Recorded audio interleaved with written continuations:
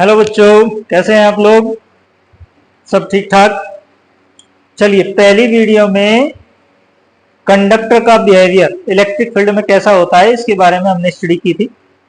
अब उसे आगे कंटिन्यू करते हैं। Next point, electric field is always perpendicular to the surface of conductor. इसके लिए हमने मान लिया एक चार्ज कंडक्टर है किसी भी शेप का, और इलेक्ट्रिक फील्ड इसके सरफेस के साथ थीटा एंगल बनाते हुए नॉट परपेंडिकुलर। हमने पहले मान लिया है किसी एंगल थीटा पे है। देन इलेक्ट्रिक फील्ड को दो कंपोनेंट्स में रिजोल्व करते हैं। First component E cos theta, tangential component,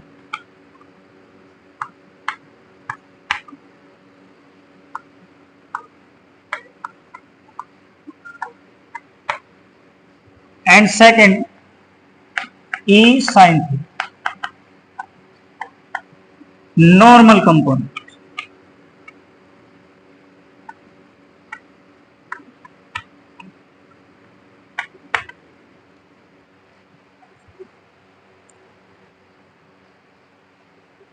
ये मान लेते हैं कि जब परपेंडिकुलर कंपोनेंट ही हो सकता है, केवल नॉर्मल कंपोनेंट ही हो सकता है, तो इसका मतलब ये जो कंपोनेंट है E cos थीटा, इसका कोई मतलब नहीं, ये है ही नहीं, ये जीरो है। ये मान के देख लेते हैं। If only normal component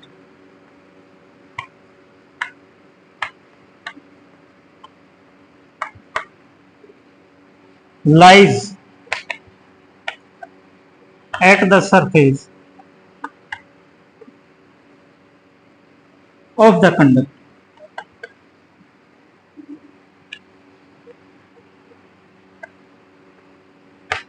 then E cos theta क्या होना चाहिए? Zero. E cos theta zero होना चाहिए, और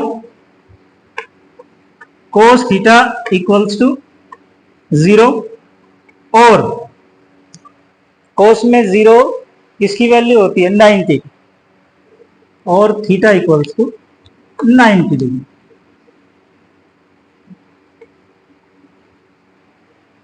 मीन्स इलेक्ट्रिक फील्ड कंडक्टर के सरफेस से केवल 90 डिग्री का एंगल बनाएगा, उसके अलावा कोई एंगल नहीं बनाएगा। यही हमारी तीसरा पॉइंट था। Electric field is always perpendicular to the surface of conductor. ये कंपोनेंट लाई नहीं करता है। क्लियर? इसे नोट कर सकते हैं आप। नेक्स्ट पॉइंट शुरू करते हैं। Charge resides on the surface of a conductor. Suppose कोई कंडक्टर है और इसे लटकाया गया है एक इंसुलेटिंग थ्रेड से। इस कंडक्टर को एडिशनल चार्ज, एक्सिस चार्ज हम देना चाहते हैं। सपोज स्मॉल क्यू चार्ज इसको दिया गया है। यदि कंडक्टर के भीतर इलेक्ट्रिक फील्ड है, चार्ज है, तो फिर इलेक्ट्रिक फ्लक्स पास होना चाहिए। इसके लिए कंडक्टर के जस्ट इनसाइड एक गॉसियन सरफेस ड्रॉ करते हैं। एक Gaussian surface draw just inside the conductor. According to Gauss law,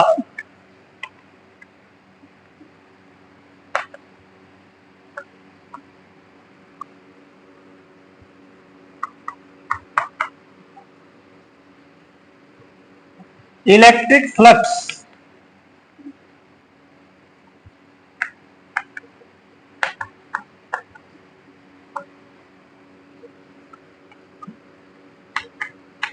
passing through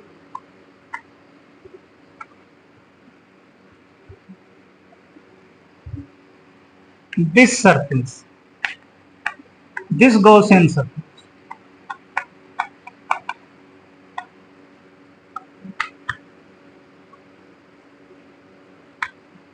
कितना होना चाहिए?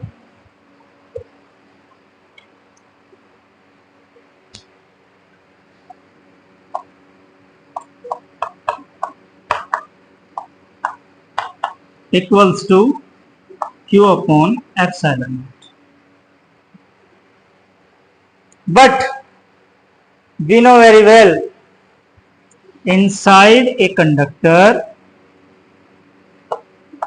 इसे इस तरह भी लिख सकते हैं हम लोग,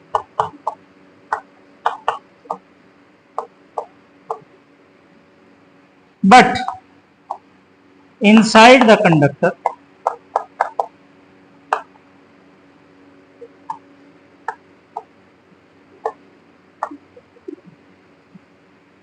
E equals to 0.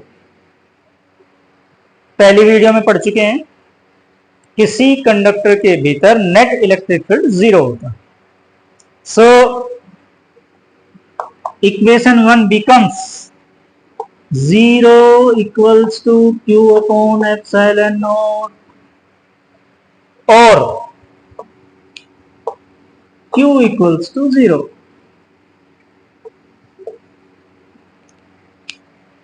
Q equals to 0. It means there is no charge inside the conductor. There is no charge inside the conductor. तो जो एडिशनल चार्ज दिया गया है वो कहां गया? इसके आउटर सरफेस पर फैल गया है. कैसे? Equally distribute. Equally distribute.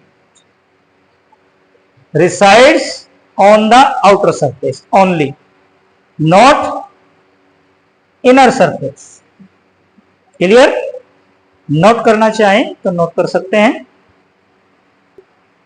एक लाइन बढ़ा सकते हैं. So the given additional charge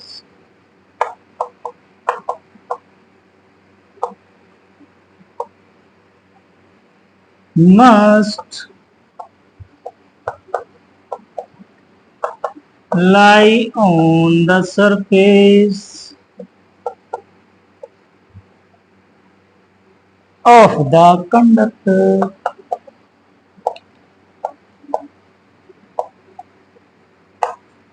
okay, अब नोट कर सकते हैं. चलो जल्दी जल्दी अगले पॉइंट पर. अगला point, potential is constant within and on the surface of conductor. We know very well, electric field is equals to negative of potential gradient. E equals to dV upon dr.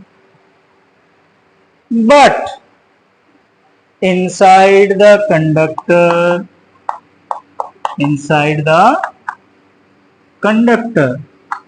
क्या होता है बच्चों? क्या होता है inside the conductor? अरे E equals to 0. E equals to 0. Therefore dV upon dr equals to 0, or dV equals to 0, or V equals to constant. V equals to constant. अरे dV means change in potential. और वो किसके equal है, zero के, यानी potential में कोई change नहीं, यानी पोटेंशियल कांस्टेंट है, यानी पोटेंशियल कांस्टेंट। कंडक्टर के भीतर electric field zero, so DV upon D R equals to zero, यानी potential gradient equals to zero, so DV equals to zero, change in potential equals to zero, therefore v equals to constant. यही हमारा topic है, potential is constant within and on the surface of the conductor, therefore hence electric potential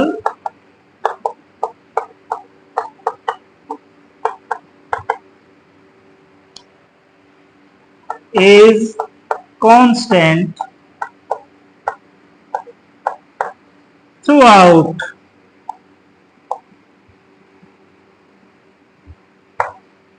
the volume of the conductor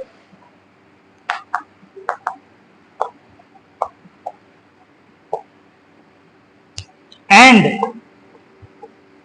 has same value on the surface।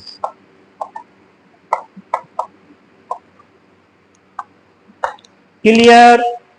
जल्दी जल्दी note कर लो इसको। Electric field at the surface of charge conductor कैसा होगा? Suppose irregular shape का कोई conductor है ऐसा, और इसमें आए छोटा सा area, small area ds inside the conductor, इससे पास होते हुए एक Gaussian surface, cylindrical Gaussian surface draw करते हैं, और इस तरह से ड्रॉ करते हैं कि इस गॉसियन सरफेस का हाफ पोर्शन कंडक्टर के अंदर और हाफ पोर्शन कंडक्टर के बाहर। देन ये चार्ज कंडक्टर है तो इसका electric field perpendicular to the surface, surface के परपेंडिकुलर, और एरिया वेक्टर भी होता है सरफेस के perpendicular, so ds also the same direction of electric field।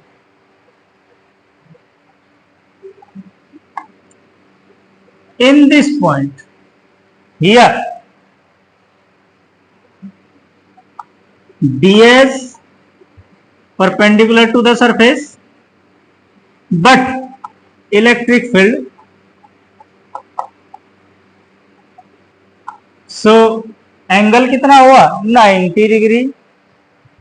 It means इस पोर्शन से, जो सर्कुलर पोर्शन है, इससे कोई इलेक्ट्रिक फील्ड पास नहीं होगा।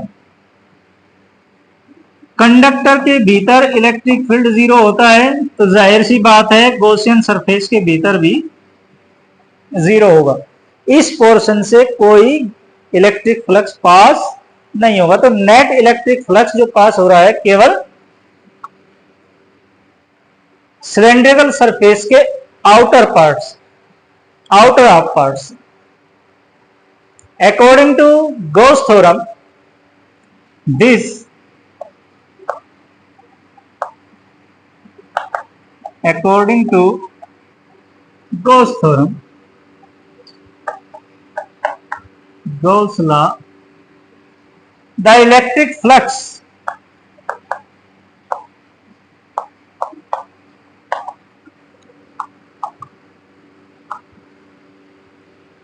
passing through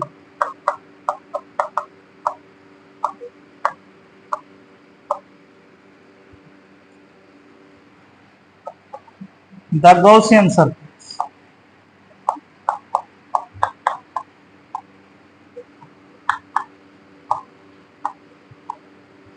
is surface integral vector E dot ds equals to q upon epsilon naught, और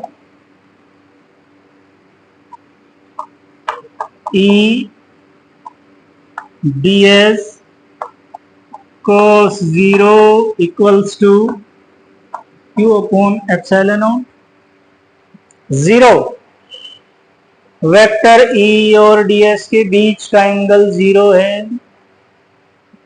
therefore we can write E ds equals to q upon epsilon naught if the density, surface charge density, the surface charge density of this small area is sigma. The surface charge density of this small area is sigma. Therefore,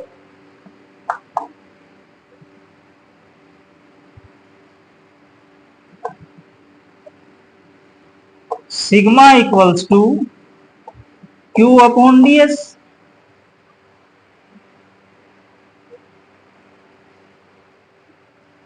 So, we can write q equals to sigma into ds, putting this value in equation 1. From equation 1,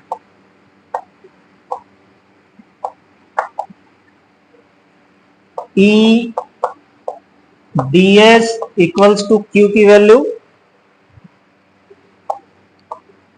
row ds upon epsilon naught, और ये हो गया cancel, तो आपके पास बचता है E equals to sigma upon epsilon naught. Epsilon naught permittivity of free space, this is a constant. Constant है, so we can write E directly proportional to sigma. The electric field at the surface of conductor is directly proportional to the surface charge density. Is that clear? Note कर सकते हैं आप इसको।